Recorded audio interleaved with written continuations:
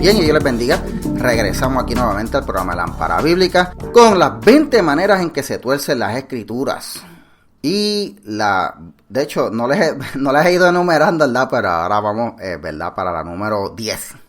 Así que saben que estamos en la número 10. No la estoy enumerando, pero son 20 maneras. Bien. Decir que la Biblia dice algo, pero sin citar textos. Por ejemplo, no, la Biblia dice esto, y la Biblia dice aquello, y la Biblia dice lo otro, pero la persona que te está diciendo que la Biblia dice, pero no te está citando un texto bíblico. Usted sabe, obviamente, que no está teniendo nada para validar lo que dice, y uno no puede decir que la Biblia dice si no lo dice, o si usted no está citando correctamente el texto. Eso es una manera de torcer, ¿verdad?, las escrituras. Decir que la Biblia dice algo, pero no apoyas eso con un texto, no citas nada. Citar versos selectivamente es otra manera de torcer la Biblia. Y aquí vamos otra vez a seguir el ejemplo, ¿verdad? Lo que mencionamos ahorita de estas personas que tienen el evangelio de la prosperidad, de la teología de la prosperidad. Cuando uno escucha un mensaje de ellos y uno se fija que hay un patrón, siempre citan textos donde hay gente rica, donde hay gente que tenían abundancia, donde hay gente que tenía mucho oro, donde se mencionan textos que había plata. Te citan textos como el de Tercera de Juan, ¿verdad?, que citamos ahorita. Amado, yo sé que seas prosperado en todo, así como prospera tu alma. Y citan otros textos similares para darle a entender que Dios quiere y que a través de la Biblia lo que Dios ha mencionado es que las personas sean ricas y que ser rico es una bendición y que ser pobre es sinónimo de que Dios no está con uno. Ahí es donde está el problema. Citar textos selectivamente para apoyar algo que uno dice, eso es una falacia, es una herejía. Y eso lleva y conduce eventualmente a lo que es una apostasía. Y estas personas de la prosperidad pues siguen citando textos. Se olvidan que en un momento el apóstol Pablo dijo, sé vivir humildemente y sé tener abundancia. En todo y por todo estoy enseñado, así como estar para estar saciado como para tener hambre. Para tener abundancia como para padecer necesidad. Y el apóstol Pablo padeció necesidad, padeció hambre. Estos pseudo apóstoles nuevos que aparecen por ahí que dicen, no, que la prosperidad es lo que es y que gloria a Dios y el que está pobre está mal con Dios, están mal. Porque entonces Pablo, hay que llegar a la conclusión de que Pablo estaba mal, de hecho estaría mal la mayor parte del tiempo porque pasó mucho tiempo preso. Así que hermano, no se citan versos selectivamente. Otra forma de torcer la Biblia es usar evidencia inadecuada. Inferir algo de un texto a partir de evidencia inadecuada. Y un ejemplo de esto es la comunidad homosexual que quieren adelantar su agenda, entonces se meten a reinterpretar la Biblia y llegan a este texto donde David, ¿verdad?, en 1 Samuel 20 dice que el amor de Jonatán para él le era más dulce que el amor de las mujeres. Y ahí a partir de eso concluyen que David y Jonatán eran homosexuales y que por lo tanto Dios no condena el homosexualismo. Mire, nada más alejado de la verdad. Ellos no pueden llegar a decir esa conclusión y no citan una evidencia más allá. Simplemente cogen ese texto aislado y llegan y dicen eso. No pueden ofrecer otra cosa que apoye eso. Y obviamente la Biblia era clara, la sodomía era un pecado, se condenaba con muerte. Y obviamente Dios no iba a escoger como rey de su pueblo a un hombre que fuera sodomita. Ya, punto y claro. Hay gente que para torcer la Biblia también confunden conceptos, ¿verdad? Dicen que, por ejemplo, estas personas que quieren mezclar el cristianismo con las religiones orientales y todos estos movimientos esotéricos dicen que cuando la Biblia habla de nacer de nuevo, lo que está hablando es de la reencarnación, que eso es una evidencia de que la Biblia enseña la reencarnación. Nada más alejado de la verdad. Pero estas cosas se ven, ¿sabes? Las estamos mencionando aquí, a lo mejor a usted y a mí le parecen ridículas, pero se dan. Ignorar explicaciones alternativas, también eso es una forma de torcer las escrituras. Por ejemplo, cuando la Biblia nos menciona, ¿verdad?, que Jesús, cuando fue allá a resucitar a Lázaro, dice que en un momento Jesús lloró. Y hay personas que dicen que como Jesús lloró, eso es una evidencia de que era humano, que no era divino, porque Dios no hubiera llorado, porque Él sabía que lo iba a resucitar. Y ya llegan a esa conclusión. Pero mira, hay otras interpretaciones para ese texto. Vamos a tomar en cuenta y a partir del hecho de que Jesús, 100% Dios, 100% hombre, estaba en un cuerpo, era humano. Y que pudo haber llorado porque estaba viendo a aquellas personas alrededor de él llorando. O también pudo haber llorado porque a pesar de haberles enseñado que él era la resurrección y la vida, aquella gente lo tenían allí al lado y seguían llorando como si él no estuviera allí. Pudo haber sido eso. ¿Ves? Explicaciones alternativas. Pero tomar una sola explicación y decir que esto es lo único que explica el texto y no hay otra explicación alternativa, eso es una manera de torcer la Biblia. Cuando usted escuche también, otra forma es cuando usted escuche a una persona decir, esto es obvio, esto es 100% cierto, esto no hay manera de verlo de otra forma, ¿verdad? Usar palabras así, palabras absolutas, para darle validez a explicaciones o interpretaciones, eso es una falacia.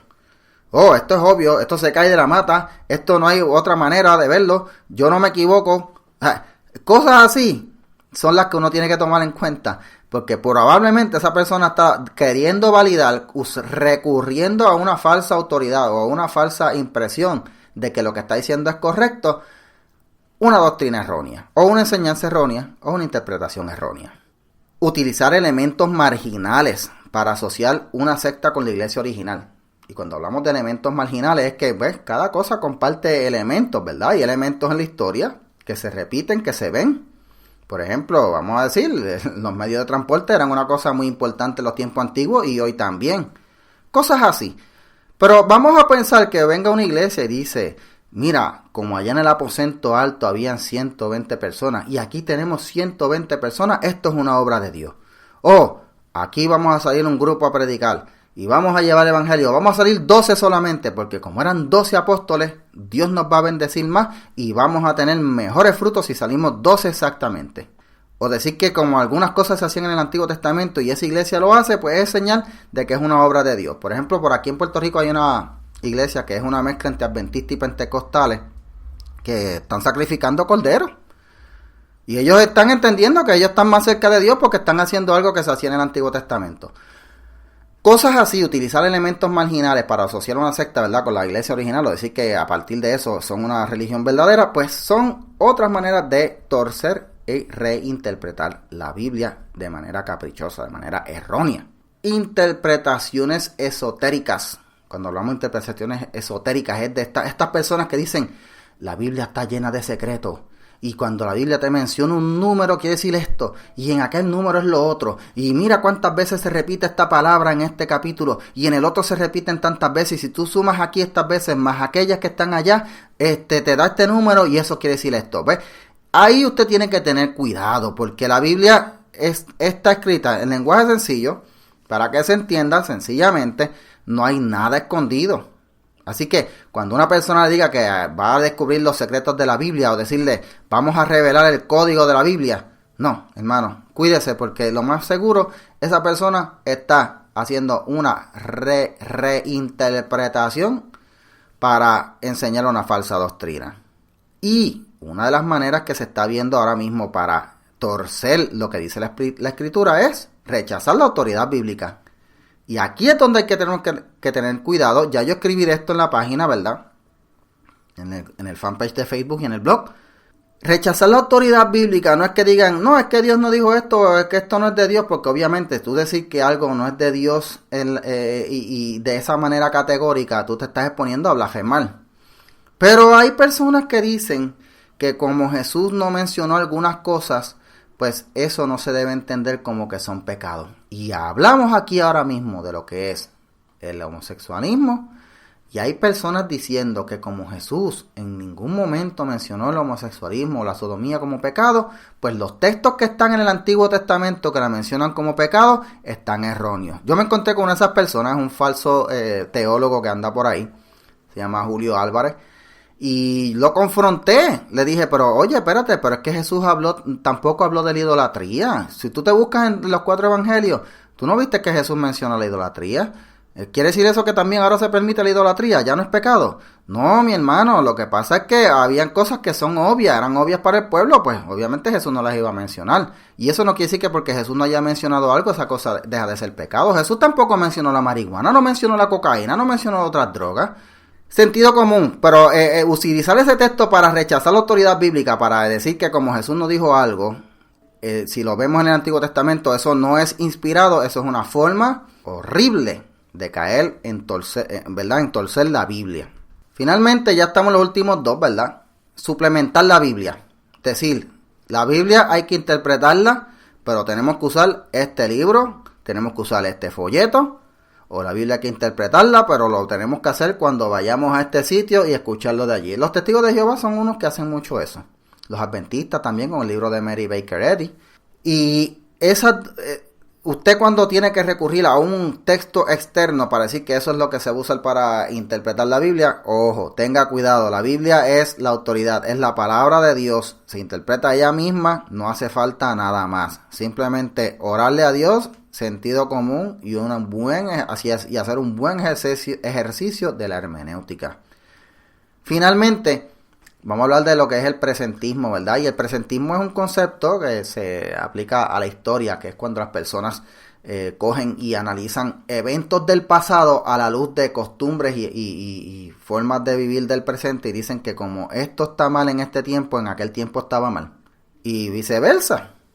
Las personas que dicen que como hoy día pues el homosexualismo es algo aceptado, pues los textos que hablan del homosexualismo en el tiempo pasado pues están erróneos, aceptados por la sociedad. O las personas que dicen que como la Biblia habla de la esclavitud y no se hizo nada por abolir la esclavitud en esos tiempos, eso está mal. Y créame que hay iglesias que hablan así, hay iglesias que tienen esa mentalidad. Hay unas sectas que están haciendo este tipo de torcedura bíblica. Eso es el presentismo. Y uno tiene que tomar en cuenta que hay costumbres que son de cada pueblo, que en esa sociedad eran una costumbre aceptada, era común, no era perniciosa. Vamos a hablar, por ejemplo, de la esclavitud. La gente piensa que la esclavitud era, como lo presentan las películas, amos abusadores que afueteaban a los esclavos y los trataban mal, los trataban como basura. Sí, habían unos cuantos así, pero la esclavitud no era necesariamente eso, y menos en el contexto bíblico. A veces los siervos eran personas que se iban de manera voluntaria. Pero no podemos juzgar un concepto de la antigüedad a la luz de formas de verlas como se ven ahora actualmente. Eso es erróneo. Así que, bien hermano, hemos visto, ¿verdad?, las 20 maneras en las que se puede torcer la Biblia. Hay muchas más, pero mire, simple y sencillamente, hermano, sentido común.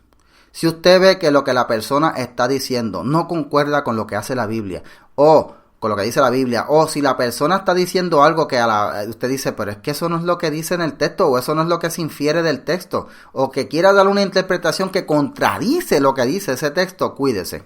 Sentido común. Si es algo que quiere contradecir una doctrina bíblica, cuídese. No, tiene que cuidarse. Para eso, hermano, usted tiene que prepararse. ¿Y cómo usted se prepara? Estudiando la Biblia. Estudie la Biblia. Lea la Biblia. Primero que nada, lea usted la Biblia, dedíquese a estudiar. Si quiere estudiar, mira, anótese en uno de estos institutos. Hay un instituto en internet que se llama el Seminario Reina Valera, muy bueno, gratis, no tiene que buscar nada más. Tienen ahí mismo los recursos de hermenéutica, homilética y hasta apologética, enseñan. No les digo que vayan a mi página porque, pues, obviamente, usted, si está escuchando esto, pues va a mi página, pero también vaya a mi página. Y allí en mi página yo no hablo solamente de lo que yo escribo, yo cito muchas fuentes de otras personas y comparto material de otras páginas. Y allí en mi página yo tengo enlaces a otras páginas de apologética.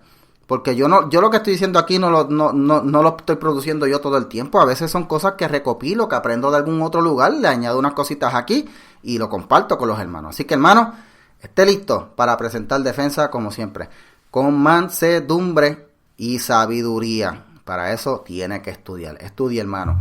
Gracias por su sintonía. Hasta aquí llega este programa. Gracias y nos vemos hasta la próxima. Que Dios les bendiga.